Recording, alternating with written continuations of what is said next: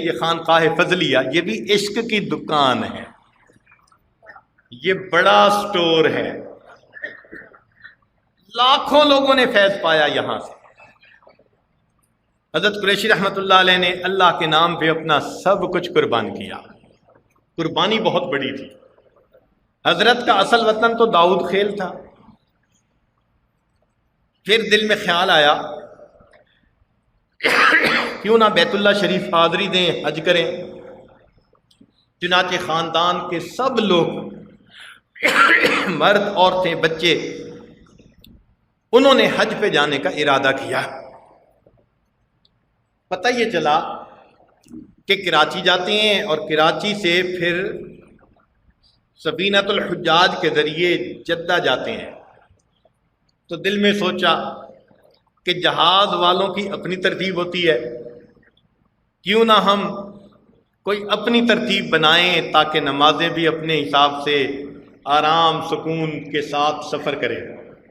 چنانچہ ایک بڑی کشتی بنوائی، سارے خاندان والے اس میں آ گئے اور اس کو سندھ دریائے سندھ کے اندر ڈالا گیا اور سفر شروع کیا کہ دریائے سندھ چونکہ سمندر سے ملتا ہے تو سمندر میں پہنچیں گے، وہاں سے آگے جائیں گے۔ اب یہ ایک سفر تھا، انی مہاجر الی ربی، اے اللہ میں تیری طرف ہجرت کر رہا ہوں۔ چنانچہ یہاں قریب ایک مقام ہے جتوئی، اس کے قریب دریا کے کنارے رات کا وقت آ گیا تو کشتی کو باندھ دیا گیا اور کنارے کے اوپر سب آ گئے کہ آرام کریں۔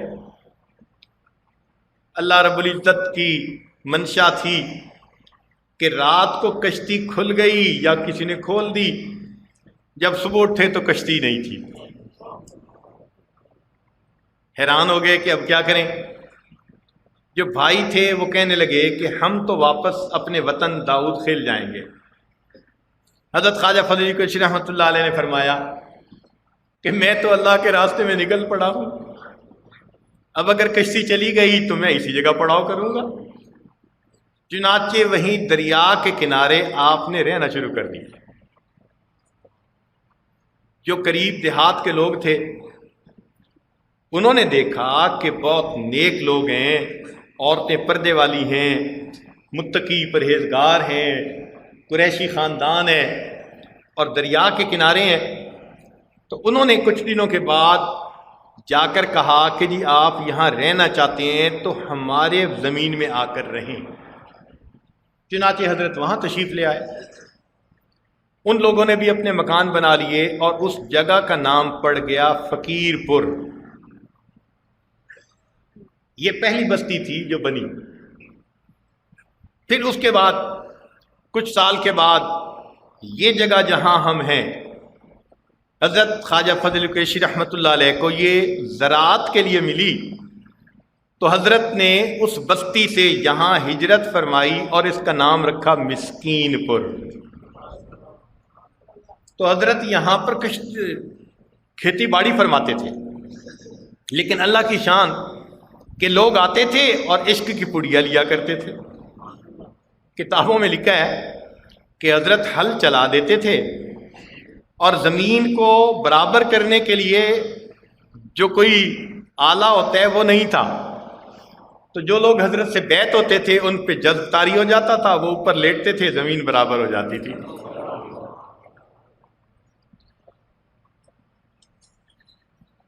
جو گندم ہوتی تھی وہی خانقاہ میں سالکین کے لیے پورا سال کام آتی تھی۔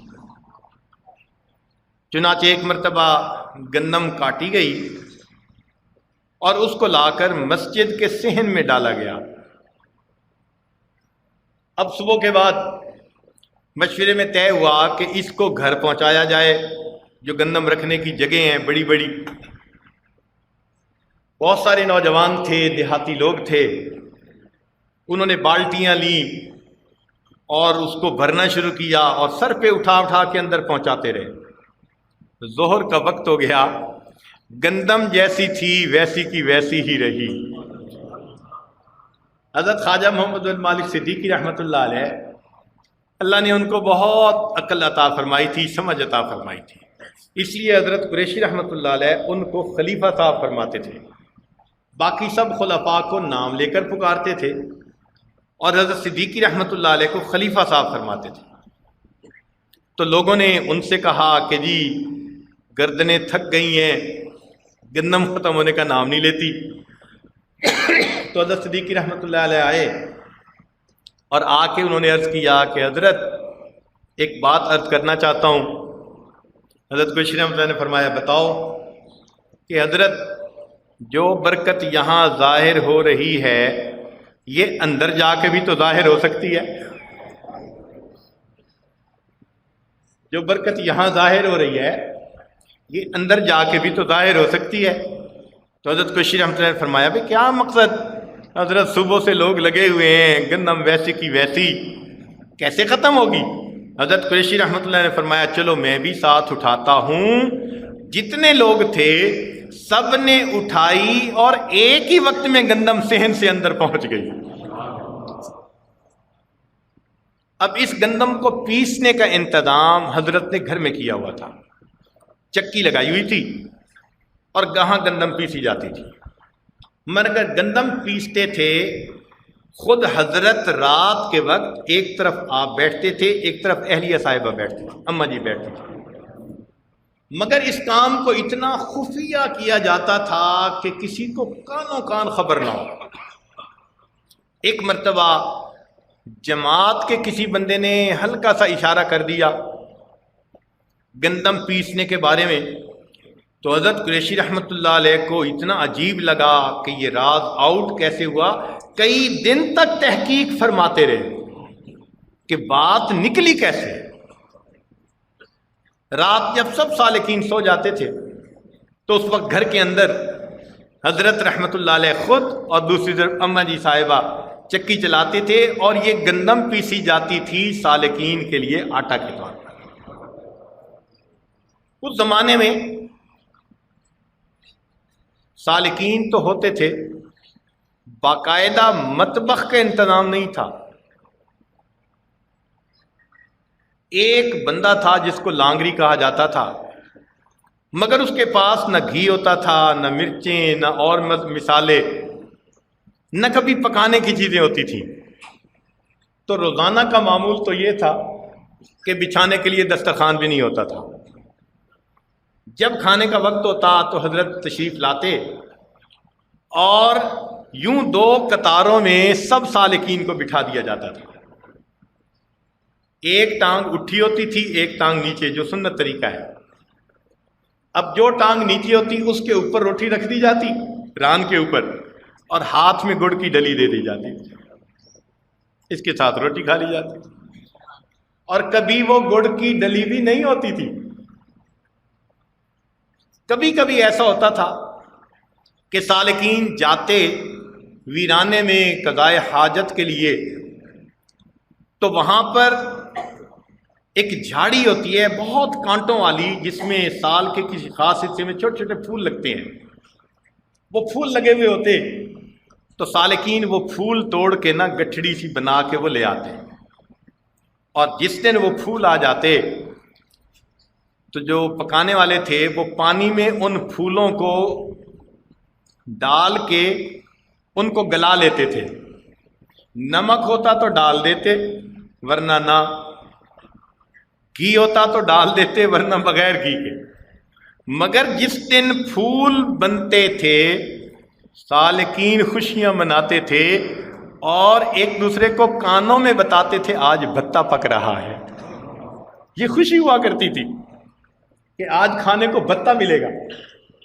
روٹی کے ساتھ وہ بھتے کا مل جانا ایک نعمت ہوا کرتی تھی۔ اور یہ سالکین ایسے تھے کہ جو مسجد تھی اس کے برآمدے میں صحن میں رات کو سو جایا کرتے تھے، نہ تکیہ ہوتا تھا نہ نیچے کوئی چیز ہوتی تھی، مگر ان کی نیند بھی عجیب کہ سارے لوگ سوتے، تھوڑی دیر ہوتی ان میں سے کسی ایک کے اوپر ذرا جذب طاری ہو جاتا تو وہ اللہ اللہ اللہ یوں کہنا شروع کر دیتا، سب کی آنکھ کھل جاتی۔ پھر کچھ دیر کے بعد ذرا سکون ہوتا تو پھر آنکھ لگتی تو کسی اور پہ حال طاری ہو جاتا. ساری رات یوں سوتے جاگتے گزر جاتی تھی. مگر ان کو اس مجاہدے کے بعد اللہ کی محبت نصیب ہوتی تھی. محبت کیسی کہ مسجد کے صحن میں دو بیٹھے ہیں بزرگ، سفید ریش، بڑے میاں، اور دونوں بڑے با اخلاق اچھے انسان، اور اچانک ایک دوسرے سے الجھنے لگ گئے. ایک دوسرے کا گریبان پکڑ کے یوں جھنجھوڑتا، پھر دوسرا اس کا گریبان پکڑ کے یوں جھنجھوڑتا.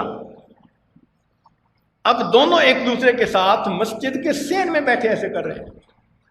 دیکھنے والے ہیں نا، یہ نیک صوفی صافی لوگ، اللہ توبہ کرنے والے، نیکی کرنے والے لوگ، یہ مسجد کے اندر ایک دوسرے سے کیوں الجھ رہے ہیں؟ ایک گریبان سے پکڑ کے ایک دھپی لگا دیتا، دوسرا اس کو دھپی لگا دیتا. اس نے کہا میں دیکھوں تو صحیح. تو عجیب بات تھی کہ اصل میں دونوں بیٹھے کوئی بات کر رہے تھے. اس بات کے درمیان میں ان میں سے ایک نے کہہ دیا اللہ میڈا ہے. اللہ، اب دوسرے سے یہ بات برداشت نہیں ہوئی، اس نے گریبان پکڑ کے کہا نہیں اللہ میڈا ہے. پھر اس نے اس کا گریبان پکڑا، اللہ میڈا ہے. دونوں مغلوب الحال. اللہ کی محبت کا نشہ ایسا تھا. کیا محبت کے ساغر تقسیم ہوتے ہوں گے. توحید کی میں ساغر سے نہیں آنکھوں سے پلائی جاتی ہے. حضرت صدیقی رحمت اللہ علیہ آنکھوں سے یہ نعمت پلایا کرتے تھے. لوگ جام پہ جام لنڈھاتے تھے. یہی تو وجہ تھی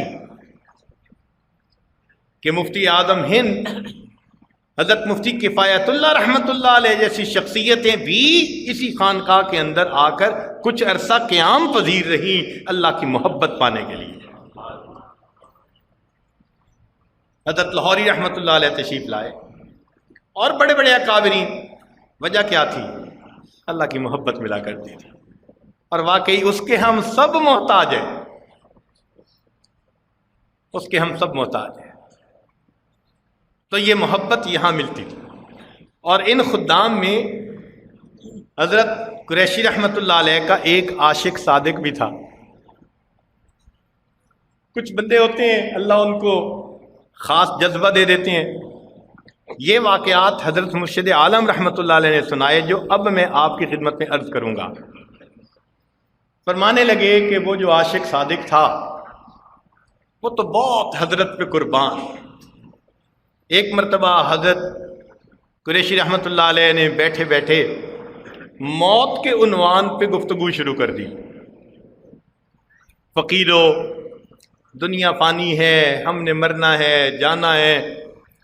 تو جب حضرت نے 2-3 دفعہ مرنے کا نام لیا تو وہ جو عاشق صادق تھا نا اس سے برداشت نہ ہوا.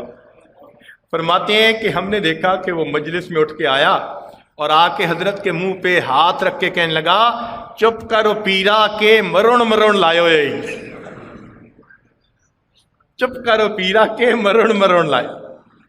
حضرت فرماتے ہیں کہ میں خود موجود تھا یہاں مسجد میں.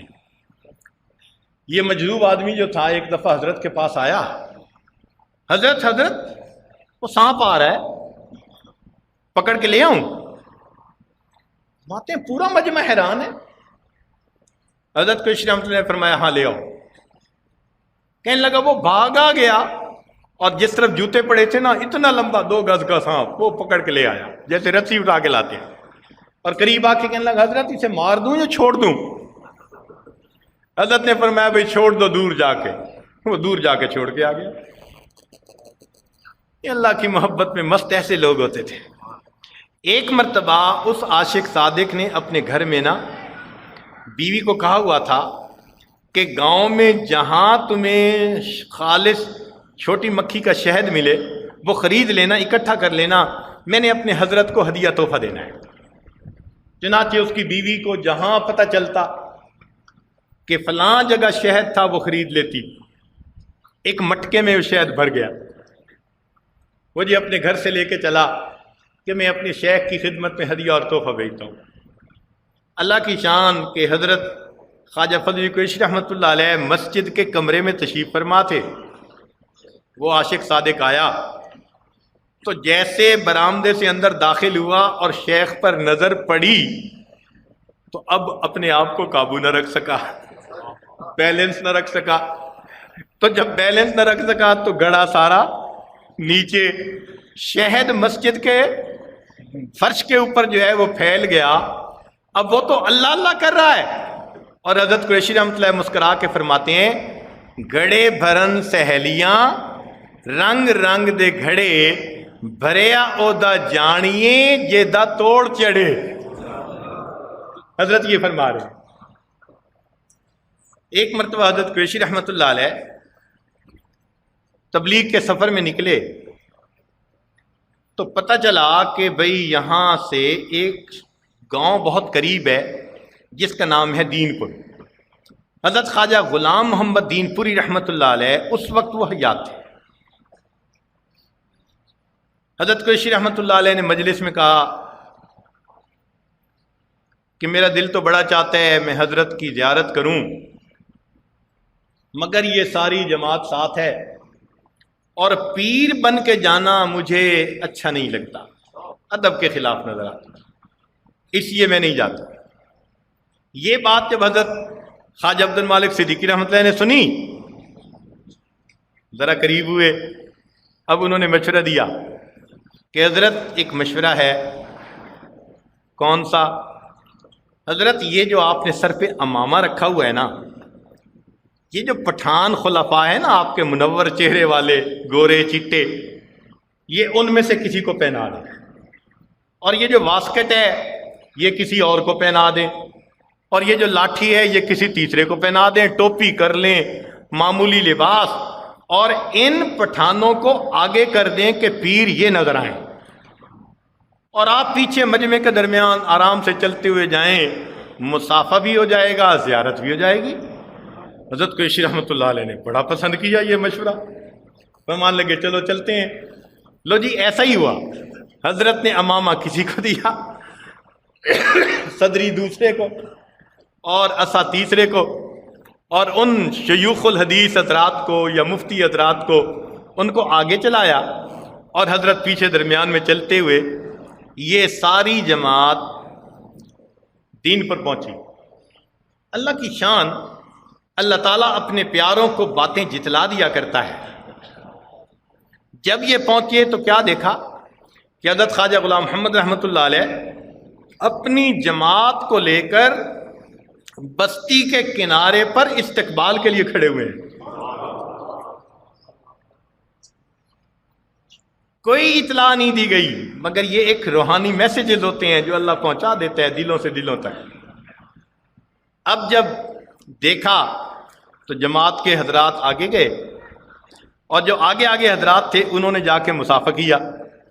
جو مصافحہ کرتا تو حضرت خواجہ غلام محمد رحمۃ اللہ علیہ یوں فرماتے، لوگ آتے گئے مصافحہ کر کے ہٹتے گئے۔ جب حضرت قریشی رحمۃ اللہ علیہ آئے تو خواجہ غلام محمد رحمۃ اللہ نے ان کو گلے سے لگا لیا۔ اب یہ جو عاشق صادق تھا اس پہ حال پڑ گیا، اللہ اللہ زور زور سے کہنے لگا، اور اخیر پہ کہتے تو چھپنا بھی چاہے او پیر تو چھپ نہیں سکتا۔ اللہ،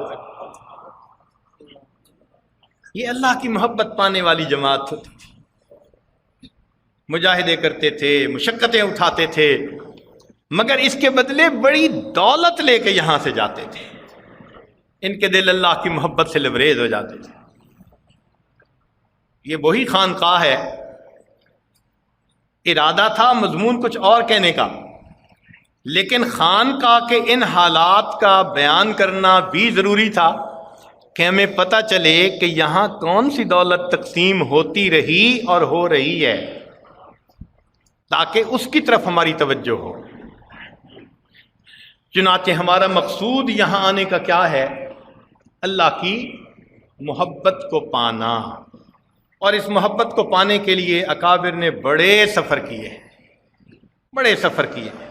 حضرت قریشی رحمۃ اللہ علیہ خود اس نعمت کو پانے کے لیے موسیٰ شریف جایا کرتے تھے، تقریباً 200 یا اس سے بھی زیادہ کلومیٹر کا سفر تھا۔ حضرت فرماتے ہیں کہ جب میں یہاں سے نکلتا تھا تو کوئی رفیق سفر نہیں ہوتا تھا، اکیلا، اور میرے پاس ڈول ہوتا تھا کہ اگر راستے میں کہیں کنواں آ گیا تو مجھے مانگنا نہ پڑے، کسی سے کہنا نہ پڑے جی پانی چاہیے، کنویں میں سے میں پانی ڈول کے ذریعے خود نکال لوں، وضو کر لوں، نماز پڑھ لوں، پی لوں۔ اور فرماتے تھے کہ میرے پاس چنے ہوتے تھے، صبح کھا لیتا تھا، شام بھوک لگتی تھی کھا لیتا تھا۔ کہیں راستے میں کھیت ہوتے تھے، گاجر، مولی، شلجم، اس قسم کی سبزیاں ہوتی تو میں کسان سے خرید کر اس کو کھا لیا کرتا تھا، اور یہ پورا سفر اسی طرح ہوتا تھا، اور میں خوشی سے پھولا نہیں سماتا تھا کہ میں اپنے شیخ کی زیارت کے لیے حاضر ہو رہا۔ 20 دن جانے میں لگا کرتے تھے اور 20 دن آنے میں لگا کرتے تھے، 40 دن کا تو سفر تھا پیدل، اور وہاں بھی کچھ عرصہ قیام فرماتے ہوں گے۔ فرماتے تھے جب میں وہاں جاتا تھا تو میں سوچتا تھا میرے پیر بھائی تو بڑے عظیم لوگ ہیں، علم والے ہیں، عمل والے ہیں، یہ حضرت کی مجلس میں بیٹھیں اور معارف سیکھیں، اور میں تو بس خدمت کرنے کے قابل ہی ہوں، تو میں حضرت کی بکریاں چراتا ہوں۔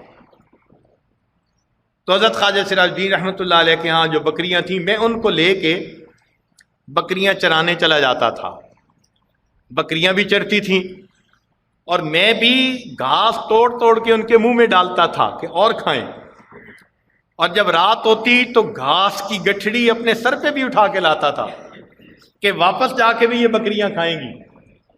رات ہوتی تو میرے سارے پیر بھائی وہ چارپائیوں پہ سو جایا کرتے تھے، اور میں بیٹھ کے خانقاہ میں رات گزار دیا کرتا تھا۔ میں اس لیے نہیں سوتا تھا کہ کہیں نیند میں ایسا نہ ہو کہ میرے جسم سے ری خارج ہو اور میرے بھائیوں کو تکلیف پہنچے، اس لیے میں ان کے درمیان نہیں سوتا تھا، مسجد میں بیٹھ کے رات بھر۔ مگر میرے شیخ بڑے نظر والے تھے، وہ مجلس میں کہتے تھے فقیرو میں تم سب کو غافل پاتا ہوں، اس قریشی بچے کو میں حاضر پاتا ہوں۔ میں تم سب کو غافل پاتا ہوں مگر اس قریشی بچے کو میں حاضر پاتا ہوں۔ شیخ کی نگاہ بھی ایسی تھی۔ تو اس لیے یہاں آنے کا بنیادی مقصد اللہ رب العزت کی محبت کا حاصل کرنا۔ چنانچہ حضرت قریشی رحمۃ اللہ علیہ کے حالات میں آج یہ واقعہ سنا کر بات آگے بڑھاتے ہیں کہ حضرت قریشی رحمۃ اللہ علیہ ایک مرتبہ گھر سے تشریف لائے، لوگ منتظر تھے، بیٹھ کے گفتگو کا آغاز شروع کیا تو فرمایا فقیرو، پھر چپ ہو گئے۔ اب لوگ حیران کہ حضرت کچھ کہنا چاہتے تھے مگر کہا کچھ نہیں، تو تھوڑی دیر خاموشی طاری رہی۔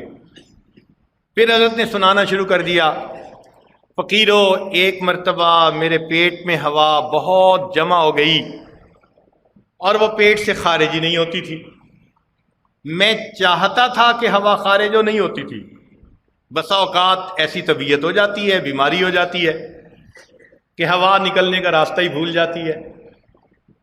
تو فرماتے ہیں کہ اتنی ہوا پیٹ میں بڑھ گئی کہ درد کی شدت کی وجہ سے میں زمین پر لیٹنے لگ گیا، لوٹ پوٹ ہونے لگا، حتیٰ کہ مجھے دن میں تارے نظر آنے لگے۔ اتنی تکلیف تھی کہ مجھے دن میں تارے نظر آنے لگے۔ تو فرماتے ہیں کہ اس طرح میں لوٹ پوٹ ہو رہا تھا کہ اچانک میرے روح سے، میرے جسم سے وہ گندی ہوا نکلی اور مجھے سکون ہو گیا۔ اب سننے والے لوگ حیران ہیں، یہ کوئی بتانے کی بات ہے؟ حضرت نے فرمایا فقیرو، اور پھر اس کے بعد یہ بات سنانی شروع کر دی۔ یہ بات تو ایسی نہیں کہ سنائی جائے، اور حضرت نے تو خوب تفصیل سے سنائی، اور سنانے کے بعد پھر اگلی بات فرمائی کہ فقیرو، جو شخص اپنے پیٹ سے گندی ہوا کے نکلنے کا محتاج ہو، وہ کوئی بڑا بول بول سکتا ہے؟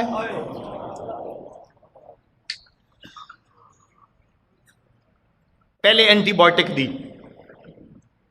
کہ جو بات اصل میں سنانا چاہتا ہوں کہیں اس کو سناتے ہوئے نفس میں عجب کی کیفیت نہ آئے، اینٹی بایوٹک پہلے کھلائی کہ فقیرو، جو شخص اپنے پیٹ سے گندی ہوا کے نکلنے کا محتاج ہو وہ بھی کوئی بڑا بول بول سکتا ہے؟ تو لوگوں نے کہا نہیں حضرت، وہ تو بڑا بول نہیں بول سکتا۔ تو فرمایا اچھا اب میں تمہیں سناتا ہوں کہ آج رات مجھے خواب میں نبی علیہ الصلوۃ والسلام کی زیارت نصیب ہوئی، اور نبی علیہ الصلوۃ والسلام نے ارشاد فرمایا، قریشی جیسے متبع سنت لوگوں کی جماعت تو نے تیار کی ہے، من حیث الجماعت اس وقت دنیا میں کہیں موجود نہیں ہے۔